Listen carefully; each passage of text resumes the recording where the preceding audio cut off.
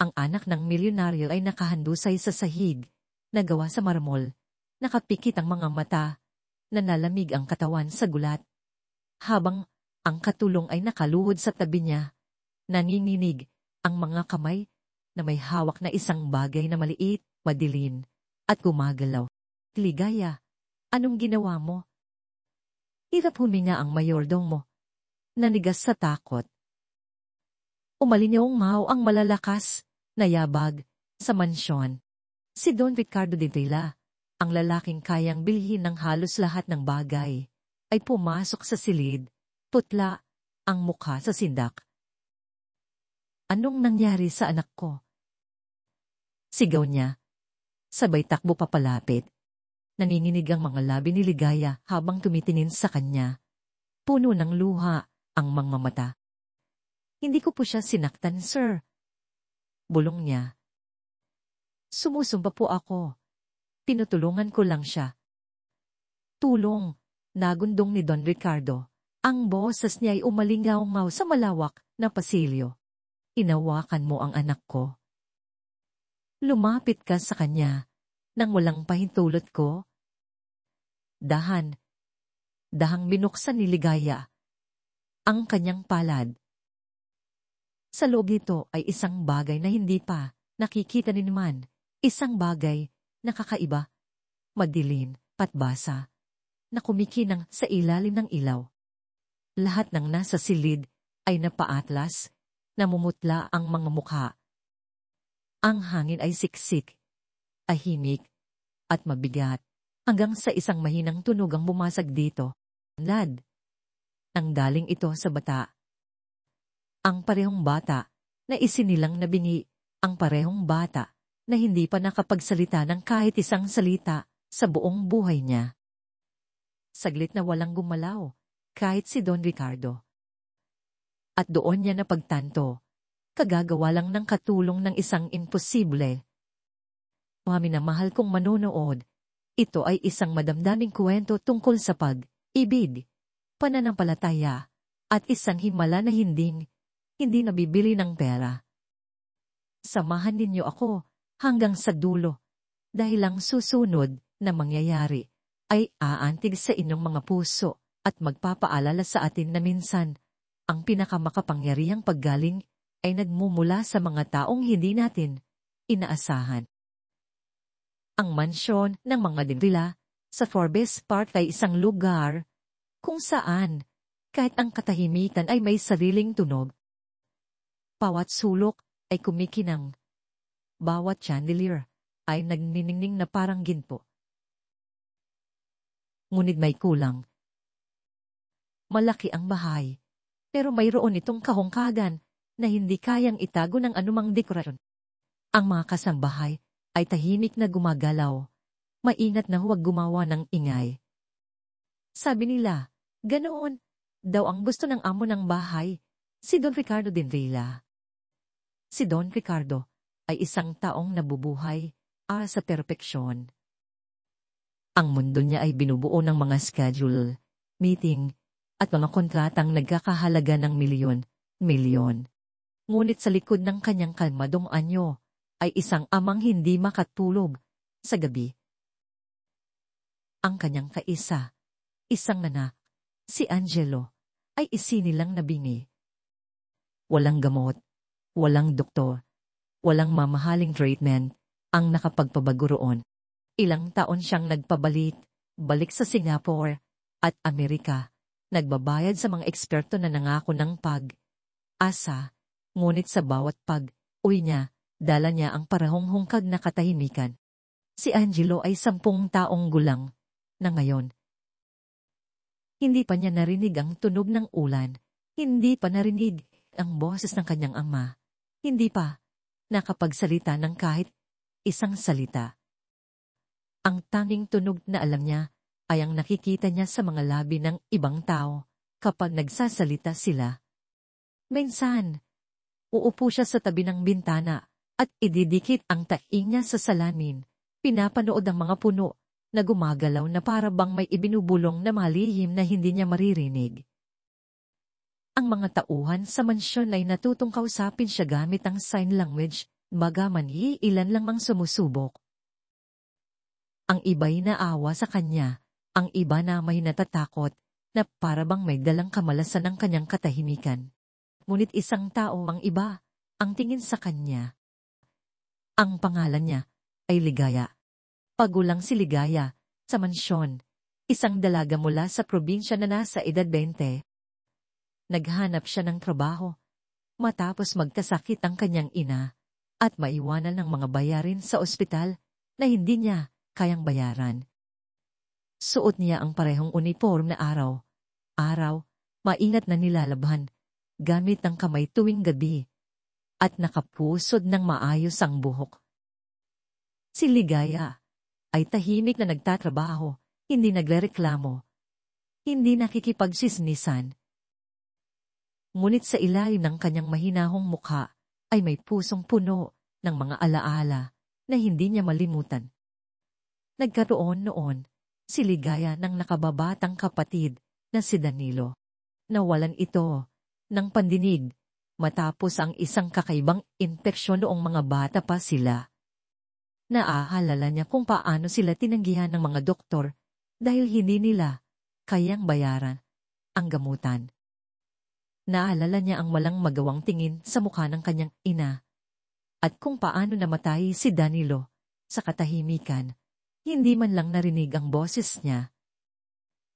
Simula noon, may dalang pangako si Ligaya sa kanyang puso. Kung makakakilala siya ng isa pang batang tulad niya, hindi niya ito tatalikuran. Noong unang beses na nakita ni Ligaya si Angelo, nakaupo ito sa marmol na hagdanan, inaayos ang mga laruang kotse sa isang tuwid na linya. Hindi ito tumingala nang dumaan siya, pero may napansin siyang kakaiba sa bata. Hindi ito kumikilos tulad ng karamihang bata. Masyado siyang maingat, masyadong tahik. Ang mga mata niya ay puno ng isang bagay na pamilya sa kanya, kalungkutan. Mula sa araw na yon, nagsimulang iwan si Ligaya ng maliliit na bagay para sa kanya sa hagdan. Isang nakatuping ibong papel, isang maliit na chalknut, isang maikling sulat na may drawing. Noong una, hindi ito pinapansin ni Angelo. Ngunit isang umaga, nakita niyang wala na ang chalknut at ang mga ibong papel ay nakalagay sa tabi ng kanyang mga laruan. Dahan, may nagsimulang magbago. Kapag naglilinis si Ligaya ng mga bintana malapit sa playroom ni Angelo, lalapit ito. Pinapanood ang refleksyon niya. Ngiti at kaway ang isusukli ni Ligaya. Nagsimula na ring kumaway pabalik ang bata. Minsan, nang mabitawan ni Ligaya ang isang tasa, tahimik itong tumawa, hawak ang tiyan gamit ang dalawang kamay. Iyon, ang unang pagkakataon na may nakakita sa kanyang ngumiti sa mansyon. Araw, si Ligaya na lang ang tanging taong pinagkakatiwalaan ni Angelo. Tinuruan niya ito ng mga simpleng hand signs at tinuruan naman siya ni Angelo kung paano makita ang saya sa maliliit na bagay. Hindi niya ito tinatrato na parang pasyente. Tinatrato niya ito bilang isang bata na karapat, dapat pakinggan sa sarili niyang paraan. Ngunit hindi lahat ay masaya tungkol dito. Isang gabi, habang pinupunasan ni Ligaya ang mesa sa dining room, matalas na bumulong ang mayordomo. Dapat lumayo ka sa kanya. Ayaw ni Don Ricardo na nagiging masyadong malapit ang mga staff. Nagulat si Ligaya. Pero mukha po siyang mas masaya, mahina niyang sabi. Hindi mo yan trabaho. Sagot ng mayordomo. Nandito ka para maglinis, hindi para makipagkaibigan. Hindi na umimik si Ligaya, pero hindi ayon ang kanyang puso. Alam niya kung ano ang itsura ng kalungkutan at nakikita niya ito sa tuwing tinitingnan niya ang mga mata ni Angelo. Kinagabihan, habang ang ibang staff ay nagpunta na sa kanilang mga kwarto, umupo si Ligaya sa tabi ng bintana ng kusina, nag-iisip. Ang tunog na porasan ay mabagal na tumitiktak. Naalala niya si Danilo, ang kanyang kapatid, at kung paanong walang sinuwang nagmalasakit na pansinin ang sakit na nararamdaman nito. Hindi niya hahayaang mangyari ulit iyon. Kinabukasan, natagpuan niya si Angelo na nakaupo sa hardin, kinakamot ang taina at nakakunot ang noo. Mukha siyang hindi komportable. Lumuhod si Ligaya sa tabi niya at marahang "Seg, okay ka lang?" Umiling ang bata. Lumapit pa siya. Pahagyang itinatagilid ang ulo nito para makita ang loob. Tumama ang sikat ng araw sa tainga nito at sa isang segundo, may nakita siyang nagpatigil sa tibok ng puso niya. Sa looban, may isang bagay na madilim na kumikinang. Kumura si Ligaya, hindi sigurado sa nakita. Mukha itong maliit na anino na gumagalaw, pero iniisip niyang baka nagkamali lang siya. Hindi niya ito hinawakan, ngumiti lang, at mahinang sinabi, "Sabihin natin sa papa mo, okay?" Mabilis na umiling si Angelo at "San, ayoko ng doktor." Nanginginig ang mga kamay niya habang "Sige ulit, sinasaktan nila ako." Natigilan si Ligaya. Pakasang sakit sa mga mata ng bata, at sa sandaling iyon, naintindihan niya ang lahat. Hindi lang siya takot sa mga ospital, akot na takot siya. Nang gabing iyon, hindi siya makatulog. Ang imahe ng madilim na bagay sa loob ng daingan nito ay hindi maalis sa isip niya. Paano kung seryoso ito? Paano kung iyon ang dahilan kung bakit hindi siya makarinig? Naisip niyang tumawag ng tulong, pero naalala niya kung paano gumagana ang mansyon. Walang nakikinig, nang walang pahintulot ni Don Ricardo. At si Don Ricardo ay bihira siyang kausapin. Inabukasan, lalong lumala ang kanyang pag-aalala. Panay ang hawak ni Angelo sa kanyang tainga, napapangiwi sa sakit. Sinundan siya ni Ligaya sa playroom, mabilis ang tibok ng puso sa pag-aalala. Hindi niya alam ang gagawin, pero hindi na niya kayang baliwalain pa ito. Ibinulong niya sa sarili, "Panginoon, gabayan niyo po ako." Nang muling napangiwi si Angelo, at napuno ng luha ang mga mata nito, gumawa si Ligaya ng desisyon na magpapabago sa lahat. Kinuha niya mula sa kanyang bulsa ang isang maliit na silver pin na ginagamit niya para ayusin ang kanyang uniforme. Lumuhod siya sa tabi nito at mahinang sinabi, "Okay lang, tutulungan kita." At sa eksaktong sandaling iyon, habang ang naninginig niyang kamay ay papalapit, dahang bumukas ang pinto sa likuran niya. May nanonood. Ang tunog ng pinto ay nagpatigil kay Ligaya. Dahan siyang lumingon at nakita si Don Ricardo Dinvela na nakatayo sa may pintuan. Perpekto ang suot niyang suit gaya ng dati, kalmado ang mukha, pero matalin, tulad ng isang taong sanay na sinusunod. "Anong ginagawa mo?" Mababa, pero magbigat ang kanyang boses. Mabilis na tumayo si Ligaya. Itinago ang maliit na silver pin sa kanyang likuran. "Sir, pasensya na po," mahina niyang sabi. Nasasaktan po siya. "Tinutulungan ko lang po." Napalipat ang tingin ni Don Ricardo mula sa kanya patungo sa anak.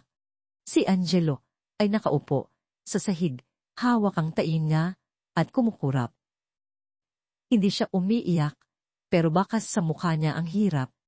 "Hindi ka doktor," mariing sabi ni Don Ricardo. "Kung may mali sa anak ko, tatawagin mo ako." Hindi mo siya hawakan. Yumuko si Ligaya. "Opo, sir. Naiintindihan ko po." Napabuntong hininga siya ipinapasadahan ng kamay sa kanyang mukha. Masyado, ng maraming, nangako, natutulong sa kanya. Lahat sila, nabigo. Hindi ko na kayang sumugal pa. Bahagyang pumiyok ang boses niya sa huling salita, pero mabilis siyang umayos ng tayo. Makaaalis ka na, dagdag niya. Tumangos si Ligaya, pinipigilan ng luhang namumuo sa kanyang mga mata. Gusto niyang magsalita, sabihin sa kanya kung ano ang nakita niya, pero sinabi ng tono nito ng huwag na. Tumalikod siya at tahimik na naglakad palayo, mabagal at mabigat ang mga hakbang. Pagdating niya sa pasilyo, sumanda siya sa padler at bumulong. Hindi niya alam kung gaano nagdurusa ang batang yon. Lumipas ang mga oras. Tumalik ang mansyon sa dati nitong katahimikan. Ngunit sa loob ng puso ni Ligaya, mas maingay pa sa dati ang katahimikan. Hindi niya maalis sa isip si Angelo ang paraan ng paghawak nito sa tainga.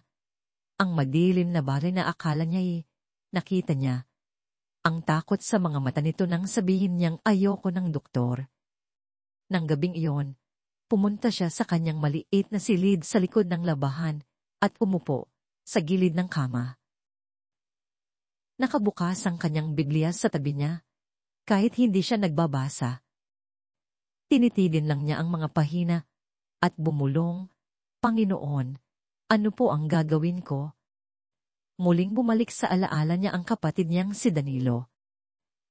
Biglang sumagi sa isip niya ang huling araw nito, ang paraan ng pagtingin nito sa kanya, sinusubukang sabihin ang isang bagay na hindi niya masabi. Ipinangako niya sa sarili na hindi na siya muling tatayo lang at manunood, habang isa pang bata ang nagdurusa. Biglang tumayo si Ligaya. Hindi siya makatulog. Naglakad siya pabalik sa mga pasilyo, tahimik ang mga paang walang sapin sa malamig na sahig. Uminto siya sa labas ng kwarto ni Angelo. Pahagyang nakabukas ang pinto. Sa loob, mahina ang ilaw mula sa night lamp. Gising si Angelo. Nakaupo sa kama. Nakadiinan naman ng mga kamay sa tainga. Dahang pumasok si Ligaya. Masakit na naman, marahan niyang isinanyas. Tumango ang bata, basa ang mga mata. Kumirot ang puso ni Ligaya. Lumuhod siya sa tabi ng kama at tining ng mabuti. Patingin ako, bulong niya. Atubili ito. Pagkatapos ay yumuko. Muli niyang nakita iyon. Isang bagay sa loob na bahagyang kumikinang. Sa pagkakataong ito, sigurado na siya. May isang bagay doon na hindi dapat nandoon. Napigil niya ang kanyang hininga. Okay lang, bulong niya. Sinusubukang panatilihing kalmado ang boses. Dahan lang. Inuha niya mula sa bulsa ang silver pin. Nanginginig ang kamay niya. Huwag kang gagalaw. Tumingin si Angelo na takot, pero tumango. Humingi siya ng malalim at dahang inilapit ang tin. Halos hindi niya ito mahawakan sa tindi ng paninginig. Ang maliit at madilim na bagay ay tila lalong pumasok sa loob, na parang nagtatago. Please, Panginoon, bulong niya, gabayan niyo po ako. Tapos, naramdaman niya. Tumikit ang dulo ng pin sa isang bagay na malambot at malagkit. Maingat niya itong sinungkit at hinila. Saglit na walang nangyari. Tapos, may dumulas palabas, maliit, basa, at nanghulog sa kanyang palag. Itim ito, bilog, at bahagyang gumagalaw. Nanigas si Ligaya, halos tumigil ang puso niya. Hindi niya alam kung ano yon. Pero alam niyang hindi dapat iyon nasa loob ng tainga ng isang bata. Nanlaki ang mga mata ni Angelo. Hinawakan niya ang kanyang taing niya, mabilis na kumukurap, nalilito. Tapos, napasinghap siya. Lumapit si Ligaya, akot. Angelo, okay ka lang? Itinuro ni Angelo ang kanyang lalamunan at pagkatapos ay bumuka ang bibig niya. Isang maliit na tunog ang lumabas, paos, basag, pero totoo. Nanigas ang buong katawan ni Ligaya. Nanlaki. Ang bibig niya at napuno ng luha, ang mga mata. Ikaw, nagsalita ka. Muling lumabas ang tunog, mahina pero mas malinaw. Gaya, uminto ang puso niya. Sinabi nito ang pangalan niya. Nabitawan niya ang pin, nanginginig ang mga kamay. Diyos ko po, bulong niya. Nakakarinig ka na. Biglang tinakpan ni Angelo ang kanyang mga tain niya na paniwi sa ingay ng tumitiktak na orasan sa dingding. Puno ng takot ang mga mata niya, pero mayroon ding pagkamangha. Lumapit si Ligaya. Tumutulo ang luha sa kanyang mga pisngi. Okay lang, sabi niya, nanginginig ang boses. Okay lang. Unang beses mong makarinig. Tumingin si Angelo sa paligid ng silid, puno ng pagkalito at gulat. Itinuro niya ang bintana habang hinahangin ang mga kortina. Tunog. Anong niya sa nanginginig na boses? Tumango si Ligaya, nakangiti habang umiiyak. Oh, tunog yan. Hindi niya napansin na bumukas na naman ang pinto. Nakatayo doon ang mayordomo, nanlalaki ang mga mata. Nanigas. Ano nang nangyayari dito? Lumingon si Ligaya, nagulat. Pakiusap. Huwag po kayong sumigaw. Mabilis niyang bulong. Nakakarinig na po siya. Hindi ko alam kung paano, pero nakakarinig na siya. Pero hindi naniwala ang mayordomo. Umatras ito at sumigaw. Don Ricardo, halik kayo, bilis! Napatalon si Angelo sa malakas na boses. Muling tinatakpan ng mga taing niya. Umuungol. Niyakap siya ni Ligaya. Okay lang. Okay lang. Huwag kang matakot. Umalinglawmaw ang malalakas na yabag sa pasilyo. Tumating si Don Ricardo sa pintuan. Putla ang mukha. Ang boses ay parang kulog. Anong kaguluhan ito? Tinuro ng mayordomo si Ligaya. Sir, hinawakan na naman niya ang bata. At tingnan niyo po si Angelo. Napalipat ang tingin ni Don Ricardo mula sa mayordomo patungo sa anak. Nanginginig si Angelo, nakakapit kay Ligaya. Gumagalaw ang mga labi na para bang may sinusubukang sabihin. Tapos, bigla na lang, isang salita ang lumabas. Dagl. Natahimik ang buong silid. Napigil ang hininga ni Don Ricardo. Nanigas ang kanyang katawan na parang huminto ang oras. Ilang taon niyang pinangarap na marinig ang salitang iyon. Tumingin sa kanya si Ligaya, tumutulo ang luha. Nakakarinig na po siya. Sir, bulong niya. Totoo po. Hindi makagalaw si Don Ricardo. Ang mayordomo ay hindi makapagsalita. Maging niyang orasan ay tila tumigil sa pagtiktak. Tapos, nagsalita ulit si Angelo. Mahina pero totoo ang boses. Dad, huwag ka magalit. Nanghina ang mga tuhod ni Don Ricardo. Kumikinang ang mga mata. Ibinulong niya sa sarili. Boses, iyon ang anak ko. Ngunit ang gulat ay mabilis na napalitan ng galit. Tumaas ang boses niya. Anong ginawa mo sa kanya? Anong inilagay mo sa tainga niya? Umiling si Ligaya. Akot na takot. Wala po akong sinaktan, sir. Tinanggal ko lang po yung bagay na nasa loob. Pagay, sigaw ni Don Ricardo. Muntik mo na siyang mapatay. Bago makasagot si Ligaya, umalingaw-ngaw ang tunog ng mga takbuhan sa pasilyo.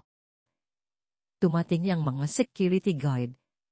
Pinalibutan siya. Sir, pakiusap po. Umiiyak na, sabi ni Ligaya. Makinig po kayo, nakakarinig na po siya. Pero malamig ang boses ni Don Ricardo. Dalhin niyo yan. Habang hawak siya ng mga gwardiya, sumigaw si Angelo. Huwag. Iyon ang pinakamalakas na salitang nasabi niya, at ang huling narinig ni Ligaya habang kinakaladkad siya palayo, ay ang iyak ng bata, habang tinatawag ang pangalan niya. Nakaupo si Ligaya sa security room, nakaposas ang mga kamay, tuyo na ang mga luha sa mukha. Nakatayo ang mga gwardiya malapit sa pinto, tahimik na naghihintay ng utos. Mula sa pasilyo, naririnig pa rin niya ang mahinang iyak ni Angelo. Sa bawat sigaw nito ng pangalan niya, unting nadudurog ang puso niya. Ibinulong niya sa sarili, Diyos ko, sana pumakita nila na hindi ko siya sinaktan. Sa itaas, magulo ang mansyon. Si Don Ricardo ay balik sa sala, umiikot ang isip. Nagsalita ang anak niya. Narinig niya ang boses nito, imposible. Sa loob ng 10 taon, sinabi ng lahat, ang doktor, na hindi ito mangyayari. Pero isang kasambahay ang gumawa nito, sa loob lang ng ilang minuto. Dahang nagsalita ang mayordomo. Sir, baka dapat tumawag na tayo sa ospital. Baka nasa panganib ang bata. Mabilis na tumango si Don Ricardo. Oo, tawagan mo sila ngayon. Sabihin mong magpadala ng ambulansya. Gusto kong handa ang lahat ng espesyalista. Ilang minuto lang. Kumikislap na mga ilaw ang pumuno sa driveway. Pumasok ang mga paramedic at nainat na isinakay si Angelo sa stretcher. Panay ang subok, magsalita ng batak, nanginginig ang maliit na boses. Dad. Si Ligaya. Inulungan ako ni Ligaya. Pero hindi man lang matingnan ni Don Ricardo si Ligaya. Sinundan niya ang stretcher palabas, ang puso. Ihati. Sa pagitan ng pagkalito at takot. Hindi niya alam kung ang nangyari ay isang himala o isang pagkakamali. Sa ospital, amoy disinfektante at aalala ang hangin. Si Don Ricardo ay nakatayo sa likod ng salamin. Pinapanood ang mga doktor habang sinusuri ang kanyang anak. Nanginginig ang kanyang mga kamay, isang bagay na matagal na niyang hindi naramdaman. Hinarap na niya ang mga investor, politiko, at mga lider ng mundo, pero ngayon, sa harap ng sarili niyang anak, naramdaman niyang wala siyang magawa. Lumabas ang isa sa mga doktor. Ito'y didila. Nagsagawa kami ng mabilis na pagsusuri. Mukhang nanumbalik ang pandinig niya, pansamantala. Kumurap si Don Ricardo. Pansamantala. Anong ibig mong sabihin? Inayos ang doktor ang salamin. Hindi pa namin alam. May nakita kaming iritasyon sa tainga niya at isang uri ng foreign substance. Kailangan pa naming magsagawa ng mas malalim na pagsusuri. Foreign substance. Ulit ni Don Ricardo. Naninikip ang dibdib. Anong kasi? Atubili ang doktor. Isang bagay na biologikal. Hindi pa kami nakakakita ng ganito. Maaaring matagal na yan dyan. Namutla si Don Ricardo. Matagal na. Sinasabi mong lahat ng espesyalistang tumingin sa kanya, hindi ito napansin. Umiwas ng tingin ng doktor. Minsan, komplikado ang mga ganitong bagay. Tumaas ang boses ni Don Ricardo, pero pinanatili niyang mahina para hindi matakot si Angelo. Komplikado. Pinayaran ko kayo ng milyon bawat taon. Dinala ko siya sa buong mundo para magpagamot. Inscan niyo ang bawat parte niya at hindi niyo nakita ang isang bagay na nasa loob lang ng tainan niya. Napalunok ang doktor at mahinang sinabi, Mr. Dinela, baka gusto niyo munang umupo. Mayroon pa po. Nagbukas siya ng isang folder at inilapag sa mesa. Kumunot ang noo ni Don Ricardo at tiningnan ito. Sa loob ay mga medical report, pirmado at may selyo. Nagsimula siyang magbasa, bumibilis ang mga mata sa bawat linya. Tapos, huminto siya. Sa ilalim ng isang report, may nakalibag na mga salitang nagpasikip sa kanyang tiyan. Maintain diagnosis for contingent funding, approval. Pindila, account remains active. Nanuyo ang lalamunan ni Don Ricardo. Pinasa niya ulit para makasiguro. Eksakto nga sa kinatatakutan niya. Tagsisinungaling sila. Hindi talaga kinagamot ang anak niya. Pinanatili nilang bingi, para patuloy na dumaloy ang pera. Ibinagsak niya ang folder, nanginginig ang buong katawan. Mga halimaw kayo, bulong niya. Ibinenta niyo ang pagdurusa ng anak ko para sa pera. Yumuko ang doktor, nahihiya. Sir, wala po akong alam sa paltin niyan. Ang board po ang humahawak ng mga account na yon.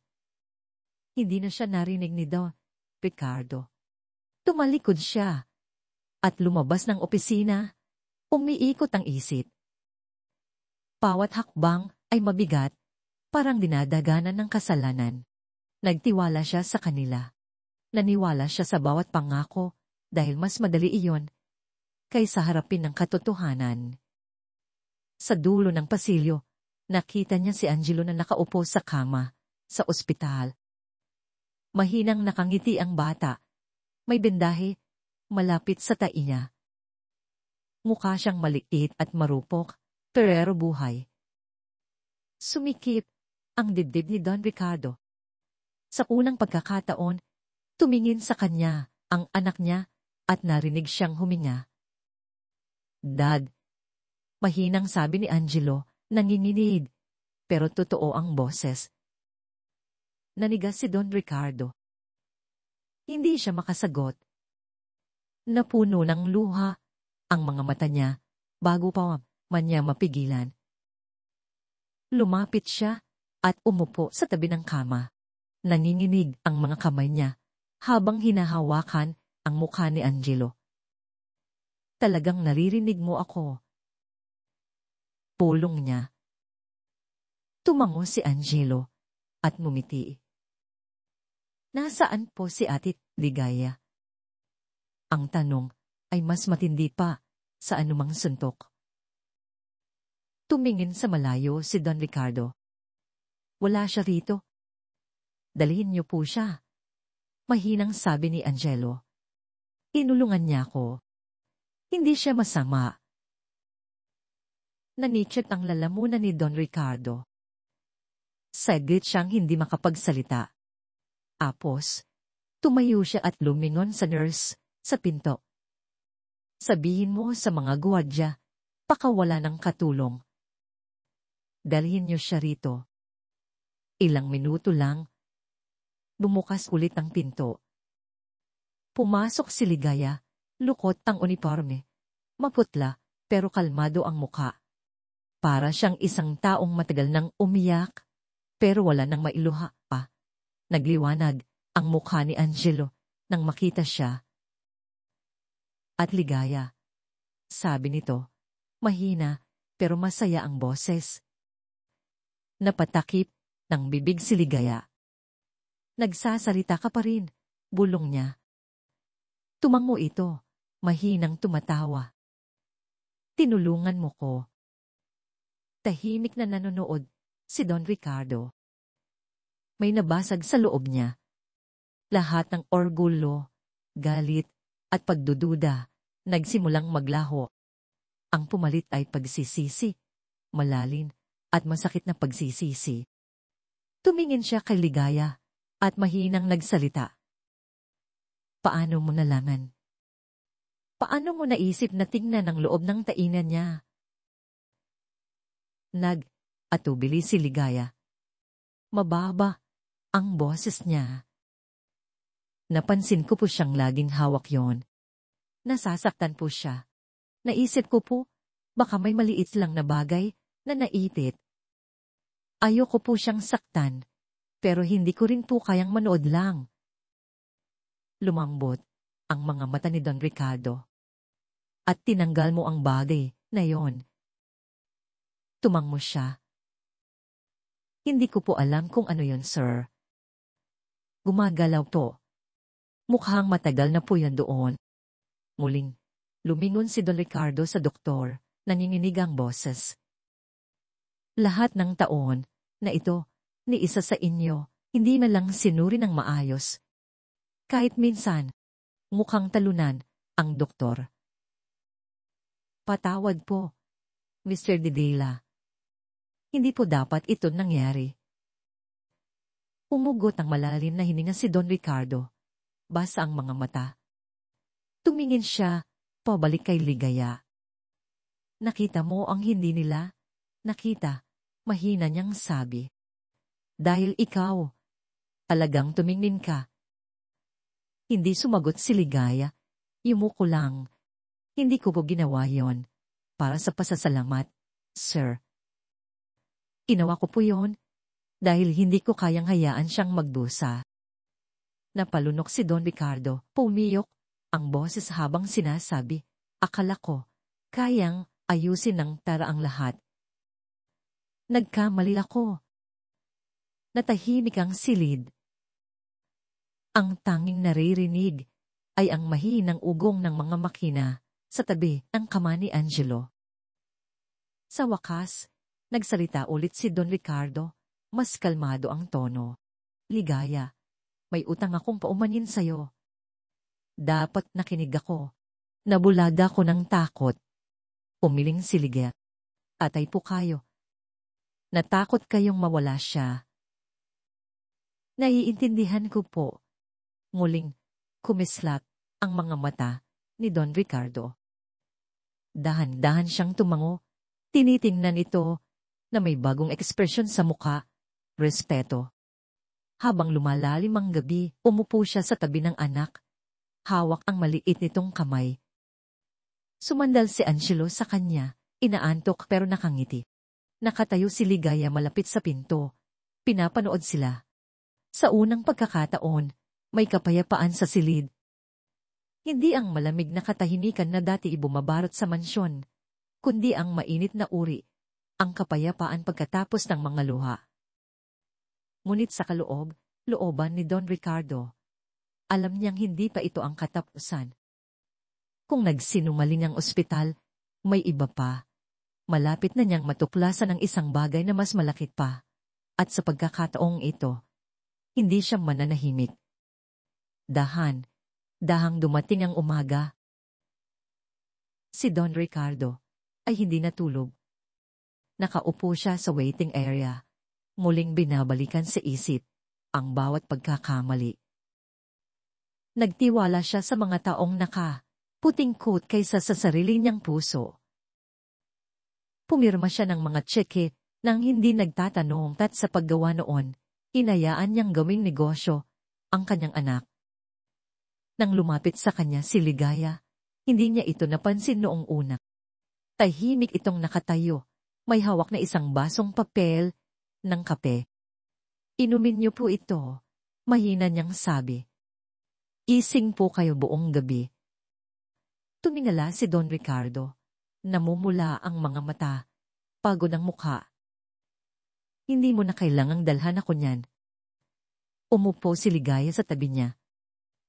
Hindi niyo rin po kailangang maniwala sa akin noon, sagot niya. Saglit silang naupo sa katahimikan, pero hindi na ito tulad ng dati. Ito ay mapayapa. halos nakagagaling. Tapos, nagsalita si Don Ricardo. Inamin na ng mga doktor, mahina niyang sabi. Alam nila ang nangyayari. Itinago nila dahil kumikita sila. Sandaling ipinikit ni Ligaya ang mga mata. Ang sama naman po noon, bulong niya. Dahang tumango si Don Ricardo. Ilang taon akong nagtayo ng mga kumpanya, sistema, ospital. Akala ko, tumutulong ako sa mga tao. Pero ngayon, nakikita ko na ang mundong tinulungan kong buuin ay nakikinig lang kapag pera ang nagsasalita. Tumingin sa kanya si Ligaya. Kung ganoon po, baguhin niyo, sabi niya. Nasa inyo po ang kapangyarihan. Lumingon siya dito, ang mga mata ni puno ng isang bagong bagay, determinasyon. Tama ka. Gagawin ko. Ilang oras lang, nagpatawag si Don Ricardo ng press conference sa mismong ospital. Napuno ng mga reporter ang lugar, kumikislap ang mga kamera. Walang nakakaalam kung bakit biglang nagpatawag ng media ang sikat na negosyante. Tumayo si Don Ricardo sa harap ng mikropono. Kalmado, pero matatag ang mukha. Nakatayo si Ligaya sa isang sulok, tahimik na nanonood.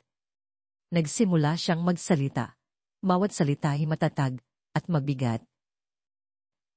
Sa loob ng 10 taon, sinabi sa akin na hindi makakarinig ang anak ko. Nagbayad ako para sa pinakamagagaling na doktor, pinakamahusay na teknolohiya, pinakamagandang pangako na mabibili ng tara. At naniwala ako sa kanila. Pero kagabi, isang kasamahay sa aming tahanan ang gumawa ng isang bagay na hindi nagawa ng sinumang eksperto. Ibinalit niya ang pandinig ng anak ko. Nagbulungan ang mga tao. Mas bumilis ang click ng mga kamera. Nagpatuloy siya. Ang natuklasan namin ay mas malala pa sa aking inakala. Ang kondisyon ng anak ko ay hindi tadhana. Ito ay kita. Pinanatili siyang may sakit para patuloy na kumita ang mga tao. Natahimik ang silid. Ramdam ng lahat ang bigat ng kanyang mga salita. Itinaas ni Don Ricardo ang isang folder na puno ng mga medical paper. Ito ang mga dokumento na nagpapatunay. Pinirmahan ng mga taong nanumpa na magpagaling, pero pinili ang kasakiman. Ito ang nangyayari kapag ang malasakit ay napapalitan ng pea. Huminto siya sandali. Naging bahagi ako ng mundong iyon. Pinaliwala ko ang tunay na mahalaga. Pero simula ngayon, magbabago yan. Maglulunsad ako ng isang bagong foundation, libreng tulong medikal, para sa bawat batang may problema sa pandinig. Saan man sila, nanggaling o kung kaya man nilang magbayad. Nagsimulang pumalakpak ang mga reporter. Tumaas ang boses ni Don Ricardo. At ang unang taong kukunin ko para pamunuan ang misyon na yan ay si Ligaya. Lahat ay napalingon sa kanya. Nanigas siya sa gulat, nakatakip ang kamay sa bibig. Ngumiti si Don Ricardo. Tinuruan niya ako kung ano ang tunay na kahulugan ng pakikinig, hindi gamit ang pera, kundi gamit ang puso. Pagkatapos ng press con, natagpuan siya ni Don Ricardo sa labas ng ospital. Malamig ang hangin, maliwanag ang araw. Gulat pa rin ang itsura ni Liga. Sir, hindi niyo po kailangang bigyan ako ng anuman. Mahina niyang sabi. Ginawa ko lang po kung ano ang tama. Umiling si Don Ricardo. Hindi mo lang tinulungan ng anak ko. Binuksan mo rin ang mga mata ko. Ipinaalala mo sa akin na mas mahalaga ang tao kaysa kapangyarihan. Padya siyang ngumiti. Masaya po ako na okay na si Angelo. Yun lang po ang gusto ko. Lumambot ang ekspresyon ni Don Ricardo. Lagi kanyang hinahanap. Alam mo ba? Hindi siya tunitigil sa pagbanggit ng pangalan mo. Lumalim ang mga ngiti niya. Namumuo ang luha sa mga mata. Matapang na bata. Pagbalik nila sa silid, nakaupo si Angelo sa kama. Naglalaro ng maliit na kotse. Tumingala ito at ngumiti nang pumasok sila.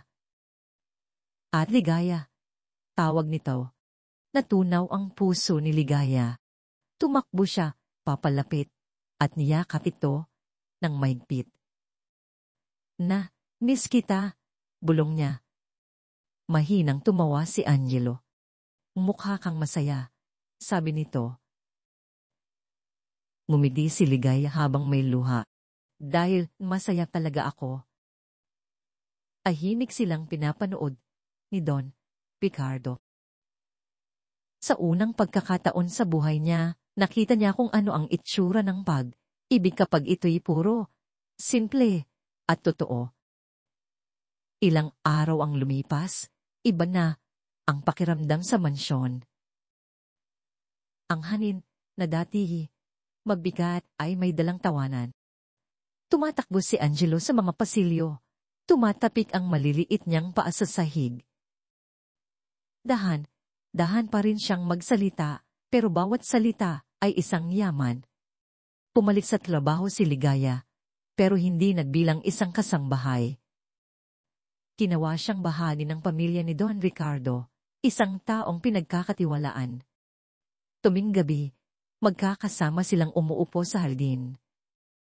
Si Don Ricardo, nagbabasa ng mga report para sa foundation. Si Ligaya, tinuturuan si Angelo ng mga bagong salita. At si Angelo, tumatawa sa mga tunog na dati hindi niya marinig. Minsan, uupo lang si Don Ricardo at papanoorin sila, ang dalawang taong nagpabago ng buhay niya. Sa mga sandaling iyon, naramdaman niya ang isang bagay na matagal na niyang hindi naramdaman, kapayapaan. Isang gabi, habang palubog ang araw, tuminala si Angelo mula sa kanyang drawing. At nagtanong, Dad, may sasabihin po ako. Ngumiti si Don Ricardo. Sige, anak. Itinuro ni Angelo si Ligaya, at dahang sinabi, siya ang hero ko. Tinakpan ni Ligaya ang mukha. Pinipigilang umiyak. Tiningnan siya ni Don Ricardo na may ngiti ng pagmamalaki. Hero ko rin siya, mahina niyang sabi. Nang gabing iyon, habang tulog na ang lahat, nakatayo si Don Ricardo sa bintana ng kanyang study, nakatingin sa tahimik na hardin. Kumikinang sa liwanag ng buwan ng kauntayin sa labas, ang parehong kauntain na dati nagpapaalala sa kanya ng katahimikan. Pero ngayong gabi, iba ang tunog nito. Naririnig niya ang tubig. Tuloy, at buhay. At ipinaalala nito sa kanya na ang katahimikan ay hindi na niya mundo. Tumaan, si Ligaya sa pintuan. Isin pa po kayo. Tumamo si Don Ricardo. Iisip lang. Ngumiti siya. Tungkol sa kung paano minsan ang pinakamaliit na boses ang nakapagpapabago sa lahat. Ngumiti rin si Ligaya. Totoo po yan.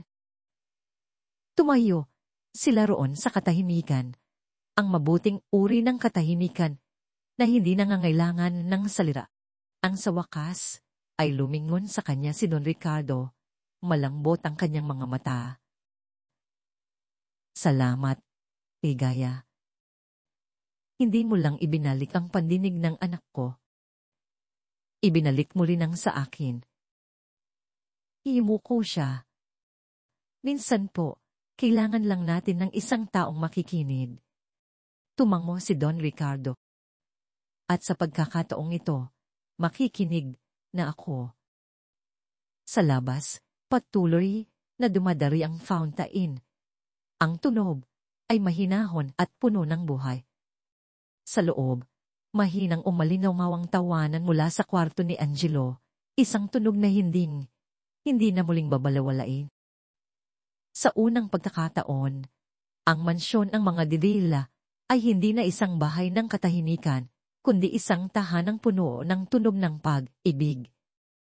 Mga minamahal pong manonood, minsan sa buhay, ang katahimikan ay hindi nagmumula sa ating mga tainga, nagmumula ito sa ating mga puso. Masyado tayong nagiging abala sa paghabol sa tagumpay at ginhawa, kaya hindi na natin naririnig ang mga taong tunay na nangangailangan sa atin.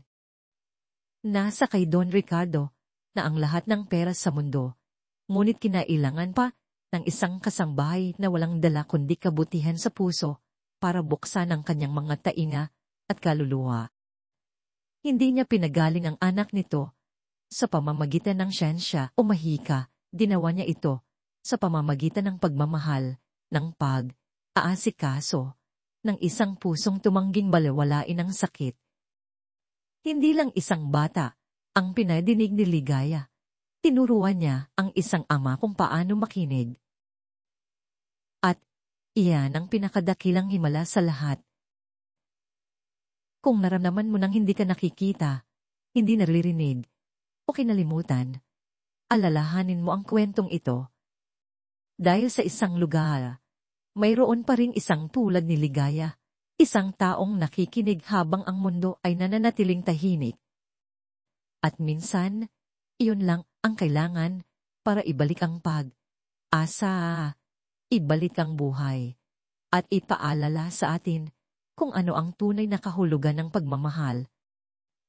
Kung naantig ng kwentong ito ang iyong puso, huwag kalimutang i-like ang video na ito, mag-subscribe sa channel, at i-on ang notifications para hindi ka mahuli sa mga susunod na kwento. Sabihin niyo sa comments, saan kayo nanonood? At anong aral ang natutunan ninyo sa kwento ni Ligaya ngayon? Ang comment niyo ay maaaring magbigay inspirasyon sa iba na makinig din gamit ang kanilang puso.